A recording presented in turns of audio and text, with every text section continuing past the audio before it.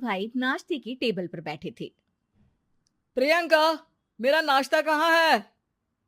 भाभी, मुझे भी ऑफिस के लिए लेट हो रहा है।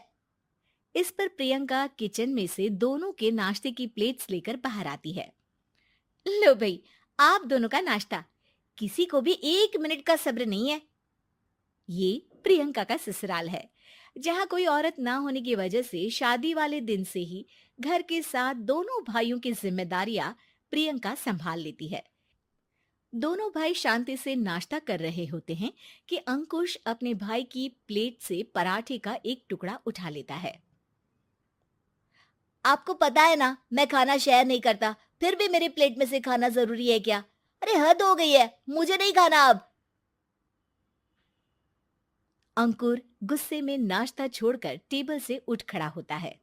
अरे, ये कैसा बिहेवियर है अंकुर? एक टुकड़ा ही तो है। एक हो या आधा, मुझे भूख लगी है तो ये सिर्फ मेरा ही है। उसे भी किसी के साथ शेयर करने बैठा तो भूखा नहीं रह जाऊंगा। अरे बाबा ठीक है, अब इस पर भी लड़ाई। दूसरा बना देती हूँ, पर प्लीज ऐसे खाना बीच में छोड़कर मत जाओ। इससे अन्न का अपमान होता है। ओ प्लीज भाभी, ऐसी कोई चीज होती ही नहीं है। आपके पास पैसे हैं, खरीदो और खाओ। अगर नहीं खाया जाए तो फेंक दो। अरे दुनिया में सब यही करते हैं।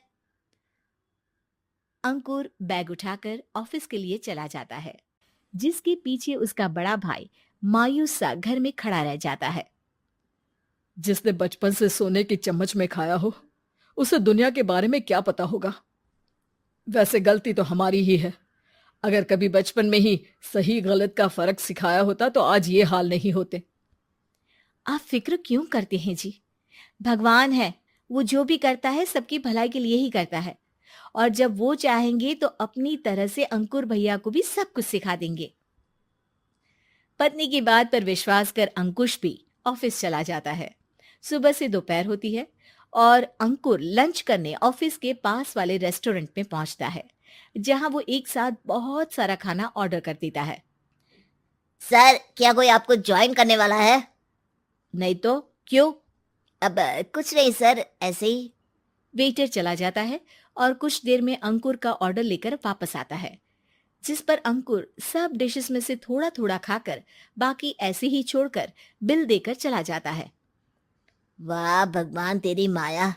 कहीं कोई एक एक टुकड़े के लिए तरसता रहता है और ये 5 लोगों का खाना ऑर्डर करके एक का भी पूरा नहीं खाते। पैसे वालों की माया। वेटर टेबल साफ कर बचा हुआ सारा खाना लेकर रेस्टोरेंट के पीछे घूम रहे बच्चों के पास पहुंच जाता है, जिसे देख बच्चों के चेहरे खिल उठते हैं। वाह, आज इतना सारा खाना आया। थैंक यू भैया। भगवान आपको खाने की फैक्ट्री बना दे। अगर ये फैक्ट्री मेरी होती तो तुम लोगों को कभी किसी का झूठा बचा हुआ खाना नहीं खाना पड़ता। चलो तुम लोग खाओ, पर ध्यान रखो किसी को पता ना चले, नहीं तो मेरी नौकरी चली जाएगी। इसी के साथ दिन बीतता है और रात को दोनों भाई एक साथ घर पहुंचते हैं। कुछ देर में सब डिनर करने बैठते हैं, जहां अंकुश अंकुर को समझाने की कोशिश करता है। अंकुर, अगर हमें लाइफ में सब कुछ मिला है, इसका ये मतलब नहीं कि तुम उसका गलत फायदा उठाओ, बल्कि तुम्हें उसकी मदद से दूसरों को भी मदद करनी चाहिए। भैया, जिनके पास नहीं है उनकी वजह मैं तो नहीं ना। और ऐसे बहुत लोग हैं जिनके पास सब कुछ है। इसलिए अगर मैं एक इंसान कुछ नहीं करूंगा तो कोई फर्क नहीं पड़ने वाला। तुम्हारे भैया बस एक चीज समझाना चाहते हैं कि जिस चीज की हमारे पास कमी नहीं है, उसे बर्बाद करने से अच्छा है कि लोगों के साथ शेयर करें। इससे हम सिर्फ सामान नहीं, खुशियां भी बांटते हैं, और इसमें तुम्हारा ज्यादा कुछ तो जाएगा नहीं। भैया भाभी की बात सुन अंकुर कुछ बोले बिना उठकर चला जाता है। इसी तरह दिन बीतते रहते हैं, जिसमें अंकुश और प्रियंका कोशिश तो बहुत करते हैं, पर अंकुर पर किसी भी चीज का कोई असर नहीं पड़ता। एक दोपहर अंकुर सैंडविच खाते हुए सड़क के किनारे चल रहा होता है। तभी उसकी नजर आइसक्रीम वाले पर पड़ती है और वो सैंडविच सड़क किनारे फेंक आइसक्रीम खरीदने पहुंच जाता है। अब इसे कहते हैं जिंदगी का सुख। जैसे ही अंकुर आइसक्रीम लेकर पीछे मुड़ता है तो एक आदमी को सड़क से वही सैंडविच उठाते हुए देखता है। वो आदमी बहुत कमजोर, गरीब, जैसे बहुत दिनों से खाना ना खाया हो वैसा लग रहा था। अंकुर उसके पास जाकर खड़ा हो जाता है। उसे देखकर आदमी सैंडविच अंकुर की तरफ कर देता है।